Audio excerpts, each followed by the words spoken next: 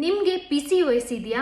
PCOS ಅಲ್ಲಿ weight loss ಮಾಡಿ ಅನ್ನೋದನ್ನ ಕೇಳಿ ಸಾಕಾಗಿದ್ಯಾ? ಏನೇ ಟ್ರೈ ಮಾಡಿದ್ರು ವೇಟ್ ಲಾಸ್ ಆಗ್ತಾ ಇಲ್ವಾ? ಹಾಗಾದ್ರೆ ಈ ರೀಲ್ ನೋಡಿ. ಹಲೋ ಹಾಯ್, ನನ್ನ ಹೆಸರು ಡಾಕ್ಟರ್ ಗೀತಾ ಎಸ್ಕೆ, ನಿಮ್ಮ ಗೈನಕಾಲಜಿಸ್ಟ್ ಮತ್ತು IVF ಸ್ಪೆಷಲಿಸ್ಟ್. PCOS ಅಲ್ಲಿ ವೇಟ್ ಲಾಸ್ ತುಂಬಾ ಕಷ್ಟ.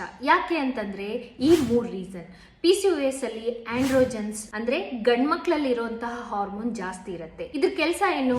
ಹೊಟ್ಟೆ ಕಡೆ ತೊಡೆ ಕಡೆ ಫ್ಯಾಟ್ ನ ಡೆಪಾಸಿಷನ್ ಮಾಡೋದು. ಸೊ PCOS ಅಲ್ಲಿ ಡೆಪಾಸಿಟ್ ಆಗ್ತಾನೆ ಇರುತ್ತೆ. ಎರಡನೇದ್ದು ಇನ್ಸುಲಿನ್ ರೆಸಿಸ್ಟೆನ್ಸ್. ನೀವೇನೇ ತಿಂದಾಗ್ಲೂ ಅದು ಗ್ಲೂಕೋಸ್ ಆಗಿ ಕನ್ವರ್ಟ್ ಆಗುತ್ತೆ.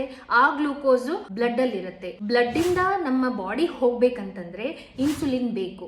ಈ ಇನ್ಸುಲಿನ್ ರೆಸಿಸ್ಟೆನ್ಸ್ PCOS ಅಲ್ಲಿ ಇರೋದ್ರಿಂದ ಈ ಗ್ಲೂಕೋಸ್ ಬಾಡಿಗೆ ಹೋಗೋದೇ ಇಲ್ಲ, ಇದು ಫ್ಯಾಟ್ ಆಗಿ ಕನ್ವರ್ಟ್ ಆಗುತ್ತೆ. ಮೂರನೇದ್ದು PCOS ಅಂಡ್ ಹೈಪೋಥೈರಾಯ್ಡಿಸಮ್ ಎರಡು ಜೊತೆಗೇನೆ ಹೋಗುತ್ತೆ. ಹೈಪೋಥೈರಾಯ್ಡಿಸಮ್ ಅಲ್ಲಿ ಮೆಟಬಾಲಿಸಮ್ ಕಮ್ಮಿ ಆಗ್ಬಿಟ್ಟು ಫ್ಯಾಟ್ ಡೆಪಾಸಿಷನ್ ಆಗುತ್ತೆ. ಸೊ ಅದಕ್ಕೆ PCOS ಅಲ್ಲಿ ವೇಟ್ ಲಾಸ್ ತುಂಬಾ ಕಷ್ಟ. I hope this helped you. Follow for more.